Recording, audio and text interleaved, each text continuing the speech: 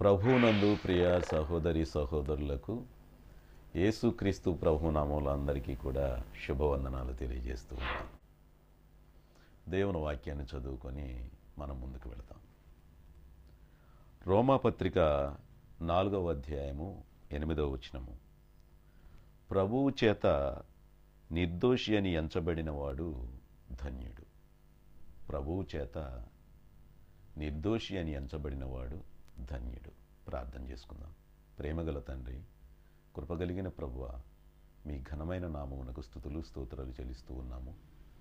మీ బిడ్డలైన వారికి నీ యొక్క వాక్యాన్ని విభజించి ఉపదేశిస్తూ ఉంటుండగా నన్ను బలపరచండి. బిడ్డలు విని ఆత్మీయంగా బలపడడానికి కృప చూపుమని మా ప్రభువును రక్షకుడును అయినటువంటి యేసుక్రీస్తు ప్రభువు వారి దివ్యమైన నామమును బట్టి ప్రార్థన చేయుచున్నాను మా పరమ తండ్రి. ఆమేన్. ప్రియులరా, ఈరోజు మనలో చాలామంది పాపములు ఒప్పుకొనకుండా సాగిపోయేటటువంటి వారుగా ఉన్నారు. ఒప్పుకోవడం లేదు, కప్పుకొని జీవించేటటువంటి వారుగా ఉన్నారు. అందుకే దేవుని వాక్యము స్పష్టంగా తెలియచేస్తూ ఉంది, ప్రభువు చేత నిర్దోషి అని ఎంచబడిన వాడు ధన్యుడు అని. కాబట్టి ఇక్కడ గ్రంథంలో కొంతమంది భక్తులను చూస్తే, యోబు గారిని కానివ్వండి, దావీదు గారిని కానివ్వండి, యెషయా గారిని కానివ్వండి, ఇంకా చాలామంది, వీరందరూ కూడా తను చేసినటువంటి పాపమును గురించి భయపడి దేవుని దగ్గర ఒప్పుకొని జీవిత పయనం సాగించారు. ఆలోచించండి. యోబు గ్రంథం 14వ అధ్యాయం 7వ వచనములో ఉంది, నా అతిక్రమము సంచిలో ముద్రింపబడి ఉన్నది, నేను చేసిన దోషమును భద్రముగా ఉంచుకుని ఉన్నావు. భయపడుతున్నారు భక్తులు, భయపడుతున్నారు. యోబు దేవుని యందు భయభక్తులు కలిగిన వాడే, ఎంతో ధనవంతుడు. అయినప్పటికీ కూడా తనకు తరువాత సంభవించినటువంటి పరిస్థితులను బట్టి అనేక మంది, నీవేమైనా పాపము చేశావేమో, నీవు స్థితి ఎందుకని ఇలా వచ్చింది అని వారు మరి ఆయనని నిందిస్తూ ఉన్నప్పుడు ఆయన భయపడి కూడా, ప్రభువా, నేను నిజంగా పాపము చేస్తే నన్ను క్షమించు అనే విధముగా ప్రార్థనలో వేడుకున్నాడు. అందుకే అంటున్నాడు, నా అతిక్రమం సంచిలో ముద్రించబడి ఉన్నది, నీవు చేసిన దోషమును భద్రముగా ఉంచి ఉన్నావు. నేను చేసినటువంటి దోషాన్ని భద్రముగా ఉంచి ఉన్నావు. అందుకే మనందరి దోషాలు ఆయన దగ్గర భద్రంగా ఉన్నాయి. ఆలోచించండి. ఎవరు కూడా ఎక్కడి నుండి తప్పించుకోలేరు. అందుగురించి ఈ లోకంలో మనం జీవిస్తూ ఉంటుండగా ఒప్పుకొని జీవించాలి. చాలామంది సహోదరులను చూస్తూ ఉన్నప్పుడు, క్రైస్తవ కుటుంబాల్లో వారిని చూస్తూ ఉన్నప్పుడు చాలా బాధ కలుగుతూ ఉంది. ఆది నుండి వారు క్రైస్తవులే గనుక, మరి సంఘంలో ఎదుగుతూ ఉన్నవారు గనుక ఒక ప్యాటర్న్లో అలవాటు పడిపోయి మమ్మల్ని ఏమీ కాదు దేవుని బిడ్డలమే అనుకొని వారు పాపములు ఒప్పుకొనక, వారు ఒక వంశపారంపర్యముగా మేము క్రైస్తవులమే, ప్రభువు నమ్ముకున్న వారమే అని అనుకుంటూ మరి ప్రభు దగ్గర మామూలుగానే జీవిస్తూ సంఘంలో మామూలుగానే చలామణి అయిపోతూ, మరి దేవుని దగ్గర మన యొక్క ప్రార్థన కానీ మన యొక్క జీవితం కానీ ఆయనకి ఇష్టమవుతుందా లేదా అనేటువంటిది ఆలోచన చేయకుండా వారు సాగుతూ ఉన్నారు. ఇది చాలా బాధాకరం కదా. మనలో చాలామంది అందుగురించి మనలో మనం పరీక్షించుకుందాం. మనం ఒప్పుకొనకపోతే మన స్థితి ఏమిటో మనం తెలుసుకుందాం. అందుగురించి కీర్తన గ్రంథం 90వ అధ్యాయం 8వ వచనంలో మోషే గారు చేసిన ప్రార్థనలో కూడా ఆయన అంటాడు, మా దోషములను నీ ఎదుట ఉంచుకొని ఉన్నావు, నీ ముఖకాంతిలో మా రహస్య పాపములు కనబడుచున్నవి అన్నాడు.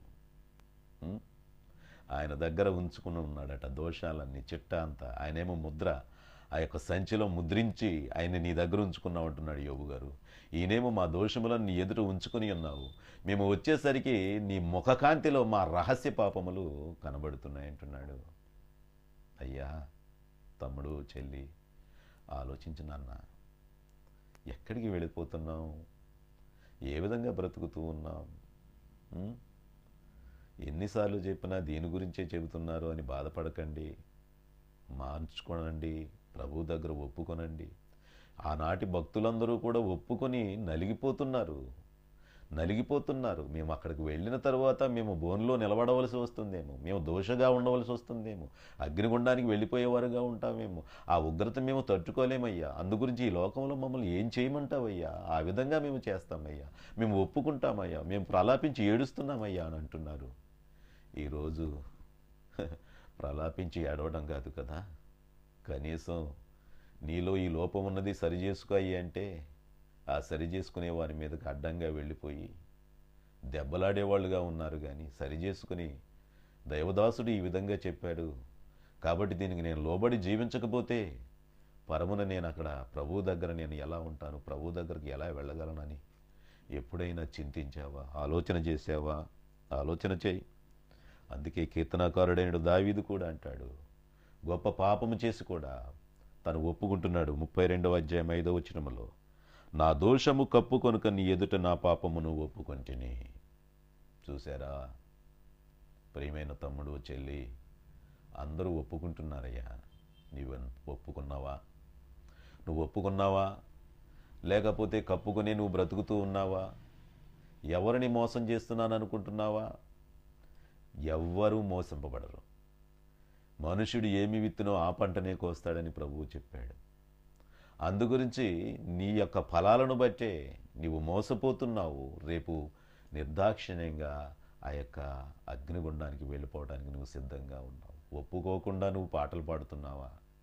ఒప్పుకోకుండా నువ్వు క్యాషియో వాయిస్తున్నావా? ఒప్పుకోకుండా సండే స్కూల్ నడిపిస్తున్నావా? ఒప్పుకోకుండా మరి సంఘంలో ఆరాధన చేస్తున్నావా? ఒప్పుకోకుండా ఇవన్నీ చేయకుండా నీ యొక్క జీవితం ఒకానొక రోజు, ఆ రోజు నేను మరిచిపోలేని రోజు, ఆ రోజే నా పాపములని ఒప్పుకున్నాను ప్రభువు దగ్గర. అందుగురించి నా పాపములు ప్రభు క్షమించాడు, ఇక నేను పరిశుద్ధునిగా బ్రతుకుతున్నాను, ఆ రోజు నుంచి ఈ రోజు వరకు కూడా నేను పర్ఫెక్ట్లీ అని చెప్పేసి నువ్వు అనుకుంటే ధన్యుడివే. కానీ అలా కాకుండా వాక్యంలో ఉన్న విషయాలు నేను గుచ్చి చూపిస్తుంటే దానికి వ్యతిరేకంగా నీ బ్రతుకుంటే, ఒప్పుకోకపోతే చాలా ప్రమాదంలో ఉన్నావు, గుర్తు చేసుకో.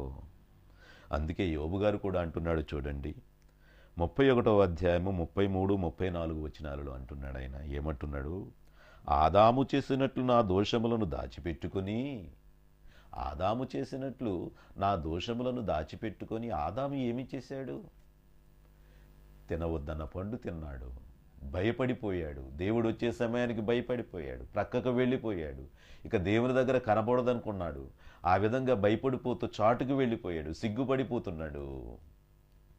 అలాగా అంటూ ఆదామును గుర్తు చేస్తూ అంటున్నాడు, ఆ విధముగా చూస్తూ, మహాసమూహమునకు భయపడియు కుటుంబ తిరస్కారమునకు జడిసియు నేను మౌనముగా ఉండి. మహాసమూహమునకు, ఈరోజు చాలామంది లోకము గురించి భయపడుతున్నారు, లోకం ఏమనుకుంటుందో, వీరు ప్రభువును నమ్ముకున్నారంటే ఏమనుకుంటారో అనే భయం వారికి కలుగుతుంది. అందుగురించి ప్రభువును నమ్ముకోవాలనేటువంటి ఉద్దేశం నీకు ఉన్నా ఆ లోకం గురించి నువ్వు భయపడితే నువ్వు రానవసరలా. ఎవరి మేలు కొరకు నువ్వు వస్తున్నావు? ఎందుకోసం వస్తున్నావు? నీ ఆత్మను రక్షించుకోవాలంటే నువ్వు ప్రభువు దగ్గరకు రా. నీవు అగ్నిగుండానికి వెళ్ళాలనుకుంటే దాని గురించి ఇందులో ఏమీ లేదు, ఎవరు నిన్ను అడ్డు పెట్టరే. కనిపించని ప్రభువు వాక్యము ద్వారా నీకు చెబుతున్నాడు, నువ్వు రక్షించబడు, నీ ఆత్మను రక్షించుకో. ఇంతకంటే నేను చెప్పేది ఏమీ లేదు. నీ ఆయుష్ కేవలం 70, 80 కావచ్చు, అవన్నీ కూడా ఎంత మాత్రం కావు, గడిచిపోతాయి. అందుగురించి నీవు చాలా జాగ్రత్తగా. అందుగురించి ఇక్కడ ఏమంటున్నాడు? మహాసమూహమునకు భయపడి కుటుంబ తిరస్కారము. నీ కుటుంబస్తులు ఇష్టపడడం లేదా? నీ కుటుంబస్తులు ఇష్టపడడం లేదు, మా వాళ్ళు ఒప్పుకోవడం లేదు, వీళ్ళందరూ వెలివేస్తారేమో, లేకపోతే ఈ విధంగాను అని చెప్పేసి నువ్వు భయపడి ఉంటే లాభం లేదు. ఈరోజు ఆది నుంచి క్రైస్తవులైనటువంటి వాళ్ళకి ఈ భయం లేదు, కానీ వారి ఇష్టానుసారంగా జీవించేటటువంటి భయం చాలా భయంకరమైనది. వారి ఇష్టానుసారంగా జీవించేటటువంటి జీవితం చాలా భయంకరమైనది. దానిలో నుండి బయటపడండి. అనుకుంటున్నారు. వారు రాలేకపోతున్నారు, ప్రభు అంటే ఎంత భయమో, వాళ్ళు వెలివేస్తారేమో రాలేకపోతున్నారని నువ్వు చెబుతున్నావు. అసలు నీ క్యారెక్టర్ ఎలా ఉంది? ఆ అన్యులను ఆకర్షించే విధంగా నీ క్యారెక్టర్ ఉందా? నీ పద్ధతులు ఉన్నాయా? వాళ్ళతో సినిమాకి వెళతావు, వాళ్ళతో సహవాసం చేస్తావు, వాళ్ళతో అన్నీ చేస్తావు, మా దేవుడు గొప్పోడు అంటావు. ఏమన్నా ప్రయోజనం ఉందా? వాళ్ళకి నీకు వ్యత్యాసం లేదు కదా. అందుగురించి ఇక్కడ తిరస్కారమునకు జడిసి నేను మౌనంగా ఉండి ద్వారము దాటి వెళ్ళక, యోబు గారు అంటున్నాడు, ద్వారము దాటి వెళ్ళక, ఈ ద్వారము దాటి వెళ్ళక, ఒక ద్వారంలో నేను మూతబడి వైపు ఉన్నాను, అటువంటి ద్వారము దాటిబడి నేను వెళ్ళకుండా ఉంటే ఆ, ఆ వెళ్ళక రొమ్ములో నా పాపమును కప్పుకొనిన ఎడల పరమనున్న దేవుని దృష్టికి వేషధారినవుదును. రొమ్ములో నా పాపమును కప్పుకొనిన ఎడల పరమను ఉన్న దేవుని దృష్టికి నేను ఏమవుతాను? వేషధారి. ఎంతమంది లేరండి ఇలాగ వేషధారులు ఈ రోజున? కోకొల్లలండి వేషధారులు. అందుకేనండి బోధిస్తున్న మనము చాలామందిని కూడా చాలా జాగ్రత్తగా పరీక్షించుకోవాలండి. ఒకవేళ మనల్ని వేషధారి అన్నాడు అనుకో ఎవడైనా, ఎంత బాధపడతావు. అందుగురించి మూర్తే వేషధారి అన్నాడు అనుకో, ఎంత బాధపడతావు. అందుగురించి వేషధారణ కాదు. ఇక్కడ యోబు అంటున్నాడు, అలా నేను ఒప్పుకోకపోతే వేషధారిని అయిపోతానేమో. ఎంత విచారకరం, ఎంత భయం. ప్రియులరా, ఆలోచన చేయండి. అందుగురించి దేవుని యొక్క వాక్యాన్ని మనం పరిశీలన చేస్తున్నప్పుడు వీళ్ళందరూ ఒప్పుకుంటున్నారు, అందరూ ఒప్పుకొని ప్రభు దగ్గరకు వెళ్ళాలనుకుంటున్నారు. ఈరోజు ఆ భయమే లేకుండా, ఒప్పుకోకుండా కప్పుకొని నీవు జీవిస్తూ ఉన్నావు. 59వ యెషయా గ్రంథం 12వ వచనంలో చూడండి, అక్కడ కూడా అంటున్నాడు, మేము చేసిన తిరుగుబాటు క్రియలు నీ ఎదుట విస్తరించి ఉన్నవి.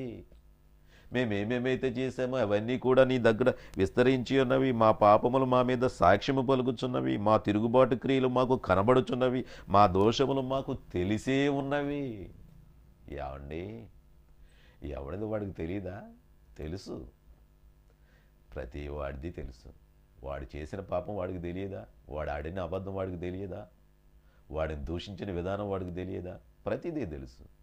కానీ ఏమీ లేదు అన్నట్టుగా ఆదివారం వచ్చేసి ఆరాధనలో పాల్గొంటాడే, వేషధారి, భయంకరమైనటువంటి వాడు. వీడిని ఎవడు కూడా మార్చలేడు. వేషధారిని మార్చలేరు కదా.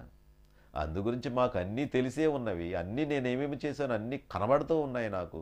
అందుగురించి వాటిని తీర్పులోకి తీసుకోకుండా, అయ్యా నన్ను క్షమించయ్యా ప్రభువా, నన్ను క్షమించు నాయన, నన్ను క్షమించు ప్రభువా, నీ పరలోకంలో నాకు స్థానం ఇయ్యయ్యా, నన్ను అవన్నీ తీసుకుని వచ్చి ఈ 70-80 సంవత్సరాల వయసుని నాకు అక్కడ చూపించవద్దు నాయన, నేను నీకు విధేయుడినై బ్రతుకుతాడు ప్రభు అని చెప్పేసి ఎవడైతే కోరుకుంటాడో, ఎవడైతే ప్రభుకు విధేయుడై ఉంటాడో వాడండి పరమునకు చేరేవాడు. అందుగురించి ఒప్పుకోకుండా ఈ రోజుకి కూడా నువ్వు అలాగే బ్రతికితే చాలా ప్రమాదంలో ఉన్నావని అర్థం చేసుకో. ఏ సమయానైనా ప్రాణం పోవచ్చు. ప్రాణం పోయే ముందు ఒప్పుకుంటావా? ఒప్పుకునేటటువంటి విధానం కూడా ఉండకపోవచ్చు, నీకు సమయం ఉండకపోవచ్చు. అందుగురించి నీ జీవితాన్ని మార్చుకుని ప్రభు వైపు తిరిగి ప్రభువుకి ఇష్టమైన రీతిలో బ్రతకాలి. యెహోషువ గ్రంథం 7వ అధ్యాయంలో ఆకాను అనేవాడు అక్కడ దాచుకుని తన ఇష్టానుసారంగా ఉన్నాడు. అక్కడ ఎంత ఘోరమైన చేశాడో తెలుసా? దోపుడు సొమ్ములో ఒక మంచి షేనారుపై వస్త్రాన్ని, 200 తులముల వెండిని, 50 తులముల ఎత్తుగల ఒక బంగారు కమ్మిని నేను చూచి వాటిని ఆశించి తీసుకొంటిని. అదిగో ఆ డేరా మధ్య అవి భూమిలో దాచబడి ఉన్నవి, ఆ వెండి దాని క్రింద ఉన్నదని ఉత్తరమిచ్చి తాను చేసినదంతయు ఒప్పుకొనేను. ఇక్కడ ఒప్పుకున్నాడు ఆకాను. కానీ అక్కడ దేవుడు ఒక మహత్తరమైన కార్యాన్ని నడిపిస్తున్నాడు ఇశ్రాయేలీల ద్వారా. అందుగురించి ఆ ఇశ్రాయేలు ద్వారా నడుస్తున్నటువంటి వాడు ఎవడైతే మీలో ఇటువంటి ఈ యొక్క శపితమైన దాన్ని తీసుకున్నవాడు వాడు శాపగ్రస్తుడయ్యాడు, వాడు కొట్టివేయబడాలి. వాడు మీలో ఉంటే మీకందరికీ కూడా చెడ్డే, అందుకని వాడిని తీసిపారేయాలన్నాడు దేవుడు. చూసారా? అందుకే యెహోషువ వెళ్ళిపోయి ఒక రోజున అంటున్నాడు, అప్పుడు యెహోషువ ఆకానుతో 19వ వచనంలో చూడండి, 7వ అధ్యాయం 19వ వచనం, ఆకానుతో నా కుమారుడా ఇశ్రాయేలు దేవుడైన యెహోవాకు మహిమను చెల్లించి ఆయన ఎదుట ఒప్పుకొని నీవు చేసిన దానిని మరుగు చేయక నాకు తెలుపమని నిన్ను వేడుకొనుచున్నానని చెప్పగా యెహోషువ అడుగుతున్నాడు ఆకానుని, కుమారుడా ఏమిట్రా ఇది, ఎందుకయ్యా ఒప్పుకో అని చెప్పేసి అడుగుతున్నాడు. అప్పుడు ఆకాను యెహోషువతో, ఇశ్రాయేలు దేవుడైన యెహోవాకు విరోధముగా నేను చేసిన పాపము నిజమే, నేను చేసినది పాపమే. చూసారా ఎంత ఘోరము. దేవుడు ఎక్కడా కూడా విడిచిపెట్టాడు. ఈరోజు అందుకే ప్రతి ఒక్కడు కూడా ఏమి చేసినా సాగిపోతుందనే భయం లేదు. అందుకే ఆ భయం లేక వాడి ఇష్టానుసారంగా చెబుతున్నాడు. పైగా సాగిపోతూ అంటున్నాడు, దేవుని కృప అంటున్నాడు, దేవుని ఆశీర్వాదం అంటున్నాడు, దేవుడు నాకు ఇచ్చాడు అంటున్నాడు. ప్రతిదీ కూడా దేవుని మీదకు తోసేస్తున్నాడు. ఒకానొక రోజు అక్కడ నువ్వు నిలబడతావు. జాగ్రత్త. దేవుని మీదకు పెడతావా? అక్రమంగా సంపాదించి దోచుకొని దాచిపెట్టుకొని కన్ను మూసిన మరుక్షణమే నీవు ఒప్పుకోలేదు గనుక, ఒకవేళ ఒప్పుకున్నట్టు నటిస్తున్నా నీవు అక్కడ. అందుకే ఇక్కడ ఆకాన్ని ఏం చేశారో తెలుసా అండి? 25వ వచనంలో చూడండి. అప్పుడు యెహోషువ, నీవేళ మమ్మను బాధపరిచితివి, నేడు యెహోవా నిన్ను బాధపరచుననుగా ఇశ్రాయేలులందరూ వానిని రాళ్లతో చావగొట్టిరి. చూసారా, రాళ్లతో చావగొట్టిరి. వారిని రాళ్లతో కొట్టిన తరువాత అగ్నిచేత కాల్చి వారి రాళ్లను పెద్ద కుప్పగా వేసిరి, వారి మీద రాళ్లను పెద్ద కుప్పగా వేసిరి. అది నేటి వరకు ఉన్నది. అప్పుడు యెహోవా కోపోద్రేకము విడిచిన వాడై మళ్ళుకొనెను. శాంతించాడు దేవుడు. ఇశ్రాయేలీల్లో ఒకడికి ఇంత అపవిత్రమైన కార్యం జరుగుతూ ఉంటే, ఒకడు దాచుకుంటే వాడు ఉండడానికి వీలు లేదు. అంత సీరియస్గా దేవుడు ఆదించి నడిస్తే ఈరోజు కరుణామయుడటువంటి ప్రేమమయుడటువంటి ప్రభు మన దగ్గరకు వచ్చి మన పాపాలను క్షమించి మీ కొరకు నేను చనిపోతున్నానని కలువరి శిలువలో వేలాడి చనిపోయి, తండ్రి వీరేమి చేస్తున్నారు వీరికి తెలియదు, వీరికి క్షమించమని వేడుకుంటూ వెళ్ళిపోయి, అది దేవుడు నీకు ఎంత ప్రేమను చూపించినా నీవు ఈ లోకాన్ని చూపిస్తూ నేను బాగా ఉండాలి, బాగా ఉండాలి, బాగా ఉండాలి, దాచుకోవాలి, దోచుకోవాలి అనే విధంగా నువ్వు సాగిపోతున్నావే, జాగ్రత్త. అననీయ సప్ఫీరాలు ఏమయ్యారు? ఒప్పుకున్నారా? అపోస్తుల కార్యాలు 5వ అధ్యాయంలో ఒప్పుకున్నారండి వాళ్ళు. ఎంతకి అమ్మారా అంటే, అయ్యగారు అంతకి అమ్మారని చెప్పాడు. అననీయ అంతకి అమ్మారని చెప్పాడు. సప్ఫీర తర్వాత వచ్చిన తర్వాత సప్ఫీర కూడా అంతకే అమ్మిందని చెప్పి ఇద్దరు కూడా ప్రాణాలు పోగొట్టుకున్నారు. ఒప్పుకోవాలయ్యా దేవుని దగ్గర. ఒప్పుకోకుండా కప్పుకుంటే చాలా ప్రమాదం. అది చాలా ప్రమాదం. గుర్తించండి. ప్రభువుని గురించి మీరు ఆ యొక్క మాటలను మీరు ఆలోచన చేసి ప్రభుకి ఇష్టమైనటువంటి బిడ్డలుగా మీరు నడవాలని చెప్పేసి ప్రభు పక్షాన మీకు మనవి చేస్తూ ఉన్నాను. అందుకే ఇక్కడ ఒక ఆయన ఉన్నాడు. లూకాసు వార్తలో 18వ అధ్యాయం 13వ వచనంలో ఉన్నాడు. ఒక సుంకరి దూరముగా నిలవబడి 18వ అధ్యాయం 13 ఆకాశం వైపు కన్నులెత్తుటకైనను ధైర్యము చాలక రొమ్ము కొట్టుకొనుచు, దేవా పాపినైన నన్ను క్షమించుము, పాపినైన నన్ను క్షమించుము. అంతకంటే ముందు ఒకడు ఉన్నాడు పరిసయ్యుడు. వాడు ప్రార్థన చేస్తున్నాడు, వారానికి ఎన్నిసార్లు ఉపవాసం ఉంటున్నాను, ఇలా ఉంటున్నాను, అలా ఉంటున్నాను, వాళ్ళ లేను, వీళ్ళ లేను, కనీసం ఈ పాపేని సుంకరిలా కూడా నేను లేను, అందుకు నీకు స్తోత్రాలు ప్రభు అని చెప్పేసి గొప్పగా ప్రార్థన చేస్తూ ఉన్నాడు. అయితే ఇతను రొమ్ము కొట్టుకొనుచు ఒప్పుకుంటున్నాడు, నేను పాపిని ప్రభువా నన్ను క్షమించు. ఎంత ధన్యత అండి. ఏమండి, ఒప్పుకున్నవాడేనండి ధన్యుడండి, కప్పుకున్నవాడు ధన్యుడు కాదు కదా. ఆలోచన చేయి. ఎన్ని సంవత్సరాల నుంచి నువ్వు నడుస్తూ ఇంకా ఒప్పుకోకుండా జీవిస్తున్నావేమో. నీకు అర్థమవుతుంది నేను చెప్పే ఈ మాటలను బట్టి. దేవుడు ఈ యొక్క ఎపిసోడ్ ద్వారా నిన్ను కదులుస్తున్నాడు. ఒప్పుకోకపోతే ఇప్పుడే ఒప్పుకొని ప్రభువా నేను పాపిని, నన్ను కరుణించు అని ఆయన ఎలా వేడుకున్నాడు. నేను పాపిని ప్రభువా నన్ను కరుణించని అనుకుంటున్నాడు. నేను నిజంగా ఇంతకాలం వేషధారణతో బ్రతికాను ప్రభువా, నేను ఇప్పుడే ఒప్పుకుంటున్నాను ప్రభు, ఇక నా ముందు జీవితంలో నేను ఇంకెప్పుడు ఇటువంటి విధంగా యాక్ట్ చేయను ప్రభువా, నీకు ఇష్టమైన వాడిగా, ఉన్నది ఉన్నట్టుగా, ఫెయిర్గా, నేను సంఘములో పరిశుద్ధునిగా నీ యొక్క మాటలకు లోబడి జీవించేవాడుగా ఉంటాను. ప్రియమైన తమ్ముడు, ప్రియమైన చెల్లి, ఆలోచించయ్యా. అమ్మా ఆలోచించండి. నీ యొక్క విధానం ఎలా ఉన్నది? ఎన్ని మోసాలు చేస్తున్నావో తల్లి, ఎన్ని విధంగా నీ భర్తకు నువ్వు దాచిపెట్టుకుని నీవేమైనా చేస్తున్నావేమో. తమ్ముడు, నీ భార్యకు దాచిపెట్టుకుని నువ్వేమైనా చేస్తున్నావేమో, అందరికీ ముందు మామూలుగా సంఘంలో వెళ్ళిపోతున్నావేమో, అందరిలాగే వెళ్ళిపోతున్నావేమో. భయంకరమైన స్థితి కూడా. ఆకాని ఎలా చనిపోయాడు, అననీయ సప్పీరాలు ఎలా చనిపోయారు? ఆలోచించు. ఒప్పుకోకపోతే చాలా సీరియస్. మీ పిల్లలు చిన్న అబద్ధం ఆడితే నువ్వు ఒప్పుకుంటావా చెప్పు? మీ పిల్లలు చిన్న అబద్ధం ఆడితే ఇక్కడ ఉన్నది ఏం చేశారు, ₹2 ఉంది, లేదు ఏమైందిరా అంటే వాడు ₹2 ఏ ఐస్ క్రీమ్ కొనుక్కొని ఏదో తినేసి నాకు తెలియదు అంటే యాక్ట్ చేశాడంటే వాడిని గట్టిగా తీసుకొని కళ్ళెర్ర చేసి అడుగుతావు, ఏం చేసావు అంటే అప్పుడు ఒప్పుకుంటాడు, తీర్చాను, అక్కడ పెట్టింది అని తీసుకుని జంతికలు కొనేసుకున్నాను అంటాడు. అని చెప్పేసి విడిచిపెడతావా? కొనేసుకుంటావని చెప్పేసి విరగ్గొట్టేస్తావా? అలాగే జరిగింది ఆకానికి. ఎందుకంటే కోపం ఆగలేదు. ఎందుకు అబద్ధం ఆడతావు? ఇంకెప్పుడైనా అబద్ధం ఆడవు కదా, ఎప్పుడు ఈ డబ్బులు తీసుకోవు కదా, ఇటువంటి పని నువ్వు చేయవు కదా అని నీ పిల్లలు నువ్వు దండిస్తుంటే, నీవు జీవితం అంతా కూడా దోచుకుంటే ఏ విధంగానండి? కొన్నాళ్ల క్రితం నాకు ఒక అధికారి తెలుసు. ఆయన ఒక ఆలయం కడుతూ నాకు ఒక ₹15,000 ఇవ్వండి, ఈ భూమి సంబంధించిన దానికి నేను మీకు అన్ని క్లియర్ చేస్తాను అన్నాడు. అప్పుడు అన్నాడు, నేను ఆ భూమి పొలం గురించి ఏదో వాళ్ళు ఇచ్చారు, అది వాళ్ళు పట్టుకెళ్ళి ఆ యొక్క పట్టాల కోసం ఇస్తూ ఉన్నప్పుడు అది ఆయన ఏమంటున్నాడంటే నా దగ్గర, ఇదంతా నా కోసం కాదు తమ్ముడు, దేవుని సంఘాన్ని కడుతున్నాను అను గురించి ఇవి తీసుకుంటున్నాను. ఎంత ఘోరం అండి! దేవుని సంఘం కట్టడం కోసం లంచాలు తీసుకుని సంఘం కడతావా? లంచాలు తీసుకుని ఇలాగ అక్రమమైన రీతిలో వెళ్ళి సంఘం కడతా, అది దేవునికి ఇష్టమేనా? ఎలా అనుకుంటున్నావు? ఎంత మాత్రం కాదు. ఇలాంటి పనులు చేసేవారు కోకొల్లలు ఉన్నారు. గుడి కడుతున్నామండి, అది పెడుతున్నామండి, ఇది పెడుతున్నామండి, దేవుని రూపంలో దేవుని చాటున ఇటువంటి సాగేటటువంటి జీవితాలు ఉన్నాయి. చాలా భయంకరం.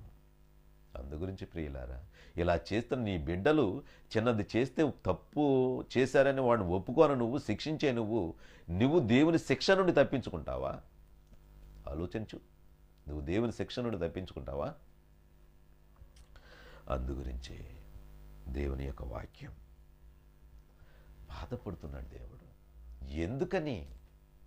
ఎందుకని మీరు ఇలా చేస్తూ నన్ను స్తుతిస్తున్నారు, ఘనపరుస్తున్నారు? ఒప్పుకోకుండా మీ బ్రతుకులు అలా చీకటిమయంలో ఉంచుకొని దౌర్భాగ్యకరమైన జీవితాలుగా ఉండి మీరు ఎందుకని ఒప్పుకోకుండా ఈ విధంగా బ్రతుకుతున్నారు అని యెషయా గ్రంథం 1:17 అంటున్నాడు. ఏమంటున్నాడు చూసావు? నా సన్నిధిని కనబడవలని మీరు వచ్చుచున్నారే, నా ఆవరణములను త్రొక్కుటకు మిమ్మును రమ్మన్నవాడు ఎవడు రమ్మంటే వచ్చారా మీరు ఇక్కడికి? మీది ఎక్కడే ఉన్నాయా? మీ దోషాలు, మీ పాపాలు యథావిధిగా ఉన్నాయా? దేవుడంటే భయం లేకుండా బ్రతుకుతున్నారా? అసలు కొంచెం విచారం కూడా చేయటం లేదా దాని గురించి?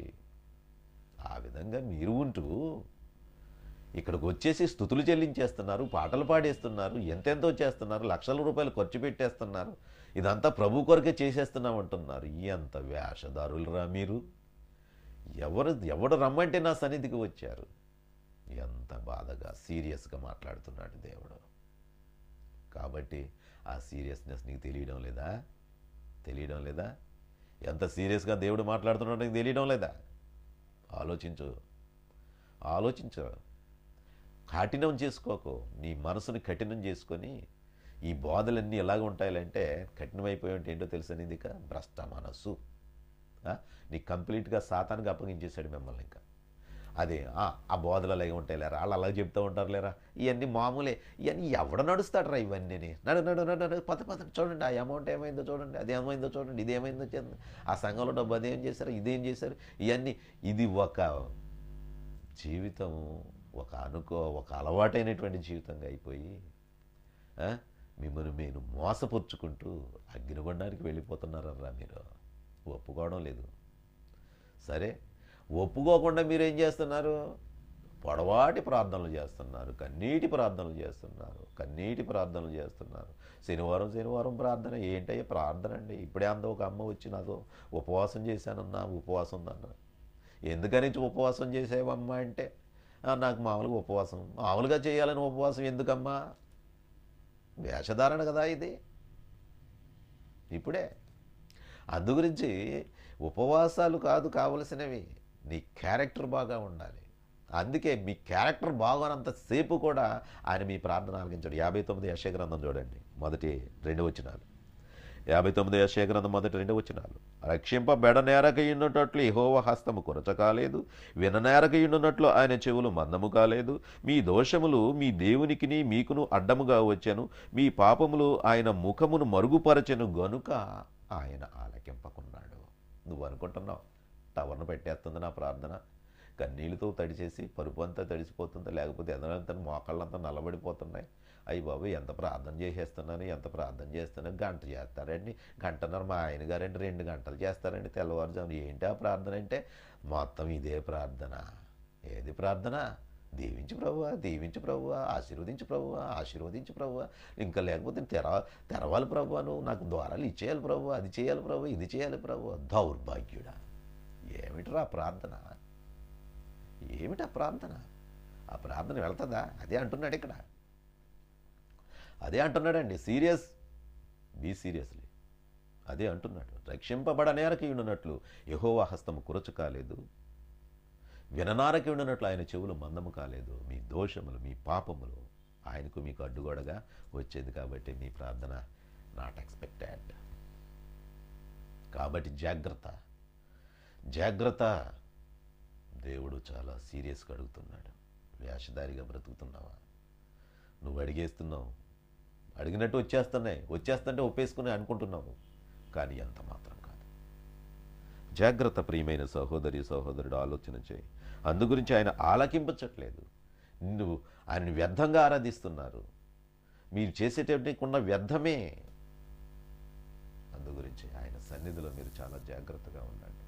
పాపములు ఒప్పుకోనండి, పాపములు ఒప్పుకోవాలి. పాపములు ఒప్పుకోకపోతే లేదు, ఆ యొక్క విచారణ లేదు, మీకు ఆలోచన ఆ విధమైనటువంటి తలంపులు మీకు రాకపోతే ప్రయోజనం లేదని చెప్పేసి ప్రభు పక్షాన మీకు మనవి చేస్తూ ఉన్నాను. అందు గురించి ఆయన ఒప్పుకుంటున్నాడు. నా దోషమును కప్పుకొనుక ఒప్పుకుంటున్నా అంటున్నాడు దావీదు గారు. కానీ మరి నువ్వు ఒప్పుకుంటున్నావా? ఒప్పుకోవాలి. విచారపడుతున్నావా? ఎప్పుడైనా నువ్వు చేసినటువంటి పాపముల గురించి విచారపడుతున్నావా? నీకు ఇటువంటి ఘోరమైన కార్యం చేశాను ప్రభువా, ఇటువంటి ఎప్పుడైనా ఏడ్చావా? ఎప్పుడైనా యొక్క తలంపుల్లోనికి వచ్చి నువ్వు బాధపడి నువ్వు ప్రభు వైపు చూస్తూ పశ్చాత్తాపడ్డావా? ప్రతి ఒక్కరూ పశ్చాత్తాపడ్డు. తప్పిపోయిన కుమారుడు, తండ్రి పరలోకమునకు నీకు విరోధంగా నేను పాపము చేశాను, నన్ను క్షమించవా? నీ కుమారుడిగా నన్ను చేసుకోవా? అందరూ పశ్చాత్తాపడ్డవాళ్ళు, అందరూ బాధపడిన వాళ్ళు, అందరూ బాధపడి ఏడ్చి పరితపించి ప్రభు దగ్గరకు వచ్చిన వాళ్ళే. నువ్వైతే ఆ విధంగా బాధపడటం లేదు. హ్యాపీగా ఉన్నావు, హ్యాపీగా నిద్రపోతున్నావు. చింత లేదు, చివుకు లేదు, ఏది లేదు, అన్నీ ఉన్నాయి ప్రభువా. సమృద్ధిగా అన్నీ ఇచ్చావు ప్రభువా. అందుకు నీకు స్తోత్రాలు ప్రభువా, అందుకు నీకు స్తోత్రాలు ప్రభువా. ఈ మధ్యకాలం ఒక ఆయన, నా ఫ్రెండ్ ఒక ఆయన పిలిచి అంటే రమ్మంటున్నాడు. నా క్లాస్మేట్ వాడు. ఎప్పటి నుంచో రమ్మంటున్నాడు, రమ్మంటుంటే వెళ్ళాను.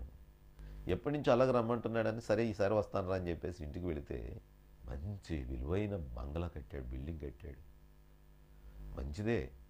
అయితే ఎంతకు వాడు పిలిచింది ఎందుకు? ఏమిటంటే నేనేమిటంటే కొంచెంసేపు కూర్చొని దేవుని యొక్క వాక్యం చెబుదామని వెళ్ళాను.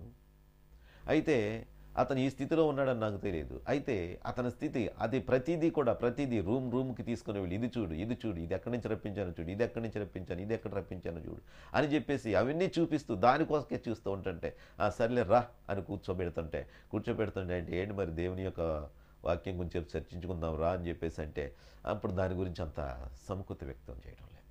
కారణం ఏమిటంటే అతను రక్షణ అంటే అతనికి తెలియదు, ప్రభు చూపించే ప్రేమ అంటే తనకు తెలియదు. కానీ ఒకటంటున్నాడు, నా పిల్లలు వెళ్తున్నారు సండే స్కూల్కి అన్నాడు. పిల్లలను పిలిచాడు. పిల్లలను పిలిచింత అడిగితే వాళ్ళు మాత్రం అంతంత మాత్రానిగా ఉన్నారు. అమ్మా రక్షించబడండి, ప్రభువులో బలముగా ఉండండి, మీ తండ్రి కొరకు ప్రార్థన చేయండి, మీ తండ్రి నా క్లాస్మేట్, వాడు కూడా రక్షించబడాలి, అందు గురించి ఒప్పుకొని నీవు ప్రభు దగ్గర జీవించరా అన్నారు. అయితే వాడికి అర్థం కాలేదు. కాబట్టి ప్రియమైన సహోదరి సహోదరులారా ఆలోచన చేయండి.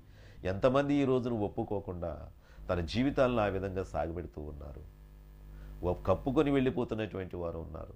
ఆ కప్పుకున్న వారిలో నువ్వు కూడా ఒకటిగా ఉన్నావేమో ఆలోచన చేయి. అందు గురించి చాలా జాగ్రత్తగా దేవుని మాటలు విని ఆత్మీయులు కావాలని ప్రభు కొరకు సిద్ధపడాలని కోరుకుంటున్నాను. దేవుని యొక్క వాక్యాన్ని మరొక వాక్యం చూసుకొని మనం ముగించుకుందాం. రోమాపత్రిక చూడండి, ఆ 4వ అధ్యాయం 7వ వచనములో, ఎలాగనగా తన అతిక్రమములకు పరిహారము నొందినవాడు తన పాపమునకు ప్రాయశ్చిత్తము నొందినవాడు ధన్యుడు. ఏమండి? ఎలాగనగా తన అతిక్రమములకు పరిహారము నొందినవాడు తన పాపమునకు ప్రాయశ్చిత్తము నొందినవాడు ధన్యుడు. వైట్ షీట్ కాగా ఎవడైనా క్రీస్తునందున్న వాడు నూతన సృష్టి, పాతవి గతించిన ఇదిగో క్రొత్తవాయను. ఎప్పుడైతే నువ్వు ఒప్పుకున్నావో నువ్వు క్రొత్తవాడి, పాతవన్నీ పోయాయి. ఇంకా అక్కడ నుంచి నీ వైట్ షీట్ మీద ఏది మరక పడకుండా, ఏ రిమార్కు పడకుండా నువ్వు చాలా జాగ్రత్తగా కాపాడుకోవాలి. ఈరోజే ఒప్పుకోండి, ప్రభు దగ్గరకు రండి, కప్పుకోకండి. చాలా ప్రమాదం. కప్పుకుంటే చాలా ఉగ్రత వస్తుంది.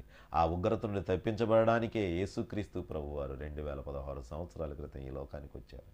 మన పాపముల నిమిత్తం, మన దోషముల నిమిత్తం, మన అపరాధముల నిమిత్తం ఆయన కలువరి శిలువలో వేలాడి మన కొరకు చనిపోయి, ఈ ఉగ్రతలన్నీ మీకు ఉండకూడదు, నా యందు విశ్వాసం ఉంచువాడు నిత్య జీవం గలవాడు, వాడు తీర్పులోనికి రాక మరణములో నుండి జీవములోనికి దాడుతాడని యేసుక్రీస్తు ప్రభువారు చెప్పిండగా, అంత భరోసా ఇస్తూ ఉంటుండగా నీ ఇంకా ఈ సమయం వరకు కూడా నువ్వు ఒప్పుకోకుండా కప్పుకొని తిరిగితే ప్రమాదంలో ఉంటావు.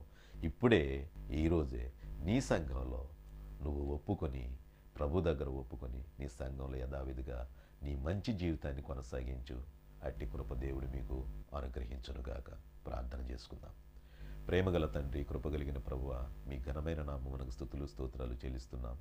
వింటున్న బిడ్డలు ప్రభువా, తమ పాపములు, అక్రమాలు, దోషములు ఒప్పుకొని ప్రభు నీ వెంట వస్తూ, ప్రభువా నాకు పరలోకము కావాలి, నిత్య జీవము కావాలి, ప్రభువు దగ్గరే నేను ఉండాలి అనే ఉద్దేశంతో జీవిస్తూ, ఈ లోకంలో జీవించినంతకాలము పరిశుద్ధులుగా ఉండడానికి, మరి ఒప్పుకొని జీవిస్తూ నీ సన్నిధి చేరటానికి ప్రతి బిడ్డను సిద్ధపరచుమని మా ప్రభువును రక్షకుడును అయినటువంటి యేసుక్రీస్తు ప్రభువు వారి పరిశుద్ధమైన నామమును బట్టి ప్రార్థన చేయించు వేడుకొనుచున్నాము మా పరమ తండ్రి. ఆమేన్.